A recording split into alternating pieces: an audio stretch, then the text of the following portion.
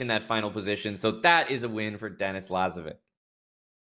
And what a fantastic convert and technique that was from the start, getting that middle game, keeping a black inactive in the end game, and finally winning the pawns. Beautiful display of technique there by Denis. He takes the lead, an early lead in the match. Yeah, an early lead, and especially going back to this position, although maybe Arjun had the slightly better side of things, I don't think it was really a big deal because Denis is perfectly happy to take a draw every time they play this line. And that makes a lot of sense, right? Why fix what's not broken here? Yes, he was slightly worse, but still pretty much under control for the entirety of that game one. He sticks to plan here. And I think his idea is clear. He's playing these solid Berlins with the black pieces to Arjun's e4, but given white, we're going to see those pawn storms. We're going to see early h4 advances by Denis LAZAVIK. We might even see some pawn gambits. He's going for the aggressive attack with white. Yep, queen f2, immediately hitting the a-pawn in this variation, slightly different than last time, but the only other option here is maybe playing the move pawn to e6. It is a full pawn sacrifice. I don't know if you really want to pull the trigger on that, but let me tell you, if you don't, bishop e6 is coming, and we're back in the exact same position that we were last time. And it's an idea we discussed, right? That Arjun wants that bishop to get away. So he can just chuck this pawn, open up the diagonal of his bishop. He knows he's a point down, but it's a bit of a gamble. You give up a pawn, do you have enough to show for it?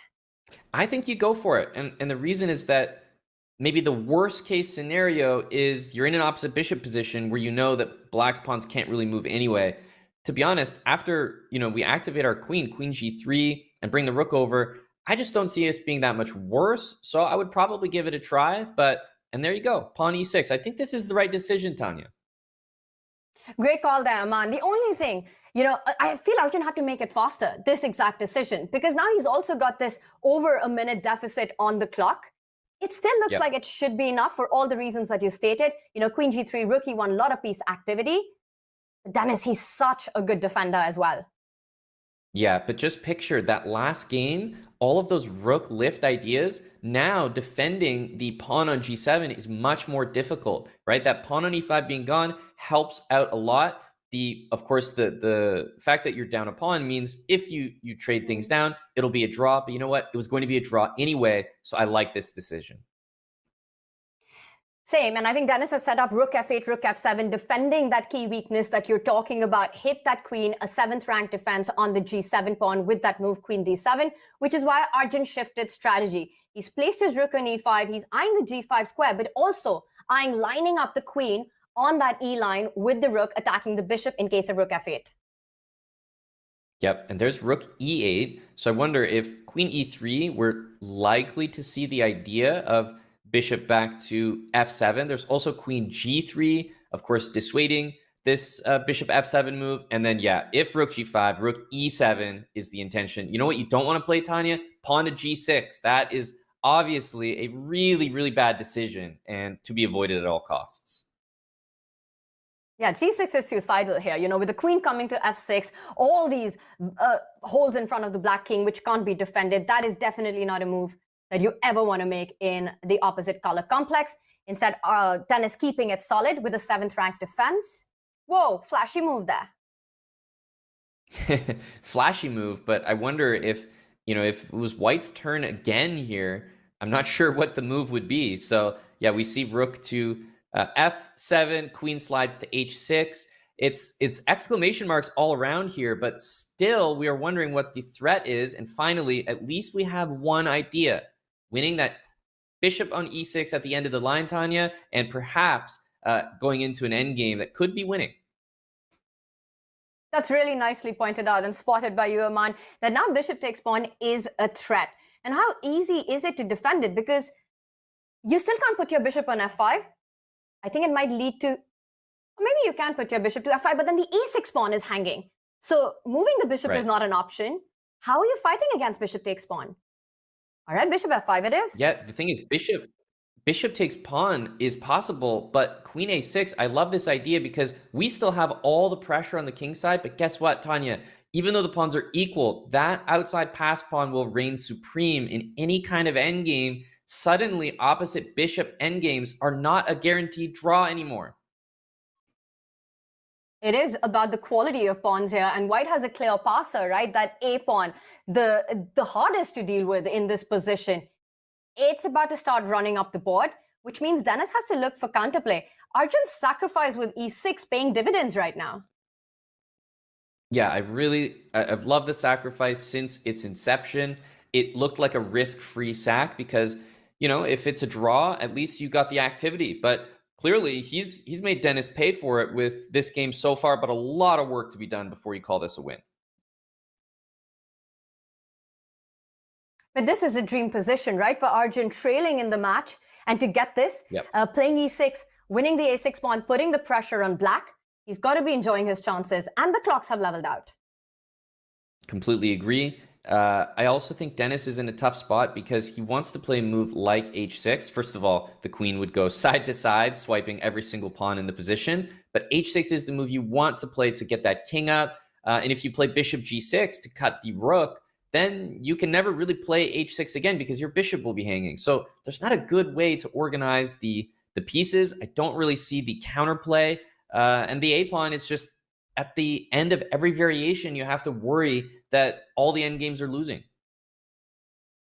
It's a full board press here by white, right? You're playing for the attack on the g-pawn with everything you pointed out, and the a-pawn also you trying to deflect black's defenses. And that's when it becomes extremely hard to hold your position, when you've got both flanks to keep under control. And with the time that Denis is burning, it's clear that it's not an easy task. Attacks the rook. Yeah, I suspect rook g3, but also this queen, remember, can slide all the way back over to h6. I was actually not expecting h4 because I find it a little bit committal and not in a great way. Just it would be a bit more normal to play h3 the way black wants to play h6, whereas h4, I feel that the light squares are a little bit weak around the king, but nevertheless, certainly not a mistake by any means. Definitely surprising because it does feel a little loose that now the white rook has to kind of stay on g5, making sure that there's no queen takes pawn at the right moment. You want all your pawns defended. So h4, quite committal here by Arjun, but still problems on Denis. He tries to come in, queen e1 check, winning that h4 pawn. Yep, this is exactly what I meant when I was looking at the position. It just, the pawn feels a little better on h3. So I was expecting the rook to drop back. Now the queen is feeling a little bit offside. And I mean, simple question, what do you do about queen to e1? I'm looking at king h2, maybe trying to have this rook come back to g3. But I do think a little bit of counterplay has been found by Denis here. Definitely feels that way. He does go with the idea, preempting the check, moves the king away. Well, you can't just go queen e4 right now, attacking h4, because watch out for checks on the back rank as well as black. Yep. Yeah, queen e4. Unfortunately, queen a8 would just win the game in a couple moves. There would be a checkmate to follow if black blocked with the rook. So well spotted. The queen is sort of tied down. Black is desperately trying to play pawn to h6, but it's not possible due to this queen.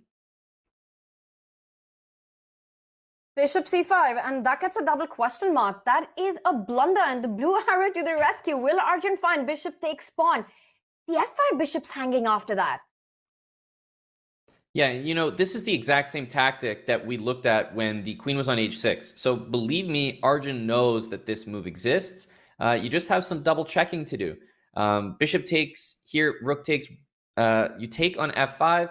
I think queen b8 is just being assessed at the moment because you want to make sure that, you're not blundering a check, maybe a fatal check to your own king.